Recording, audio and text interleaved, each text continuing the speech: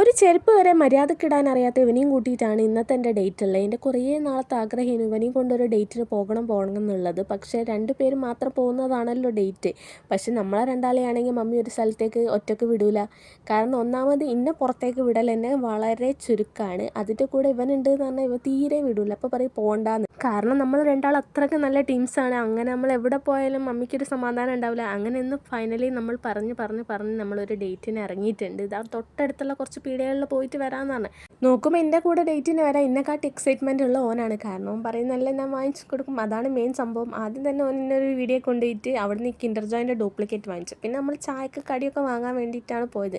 അവിടെ നിന്ന് ഓന് പഴംപൊരിയൊക്കെ വേണമെന്ന് പറഞ്ഞിട്ട് അതൊക്കെ വാങ്ങാൻ വേണ്ടി റെഡിയായി നിൽക്കുകയാണ്. അങ്ങനെ നമ്മൾ ചായക്ക് കടിയൊക്കെ വാങ്ങിച്ച് ഓനെ ഗൈഡ് ചെയ്ത് അടുത്ത ഷോപ്പിലേക്ക് കൊണ്ടുപോകുന്നുണ്ട്. നമ്മളെ വീട്ടിൻ്റെ അടുത്തുള്ള ഒട്ടുമിക്ക എല്ലാ ഷോപ്പിലും ഓനെ കയറ്റി ഇറക്കിയിട്ടുണ്ട് എന്നുള്ളതാണ് സത്യം. പിന്നെ അവിടെ നിന്ന് ഒരു മൗണ്ടൻ ഡ്യൂവും പിന്നെ കുറച്ച് ലേസും കാര്യങ്ങളൊക്കെ വാങ്ങിച്ച് നമ്മൾ അവിടെ നിന്ന് ഇറങ്ങിയിട്ടുണ്ട്. ഇറങ്ങുന്ന വഴിക്ക് ഇങ്ങനെ ഒരു ഹോൾ ഉണ്ടായിരുന്നു. ഓൻ്റെ സ്പൂൺ അതിൻ്റെ ഉള്ളിൽ വീണ് പോയി. പിന്നെ ഓൻ അത് ചാടിയൊക്കെ കിടക്കുന്നുണ്ട്. അങ്ങനെ നമ്മൾ എന്ത് ചെയ്ത് നേരെ വീട്ടിലേക്ക് പോകാൻ വിചാരിച്ചു. കാരണം അത്രയ്ക്കുള്ള ടൈമേ മമ്മി നമുക്ക് തന്നിട്ടുള്ളൂ. പെട്ടെന്ന് പോയി പെട്ടെന്ന് തിരിച്ച് വരണം എന്ന് പറഞ്ഞിട്ടുള്ളതിലാണ്. ഓനാണെങ്കിൽ വീട്ടിൽ പോകാൻ വലിയ താല്പര്യമൊന്നും ഇല്ല. മൂപ്പർക്കുള്ള ഡേറ്റ് ഒന്നും മതിയായിട്ടില്ല. പക്ഷെ എന്ത് ചെയ്യാനാ, ടൈം ഇല്ലാത്തതിനോട് ഞാൻ ഓനെയും പെറുക്കിയെടുത്ത് വേഗം വീട്ടിലേക്ക് പോകാൻ വേണ്ടി പോവാണ്. പക്ഷെ ഓന് ചൂടായിട്ട് എന്നെ രണ്ടടിയൊക്കെ അടിക്കുന്നുണ്ട്.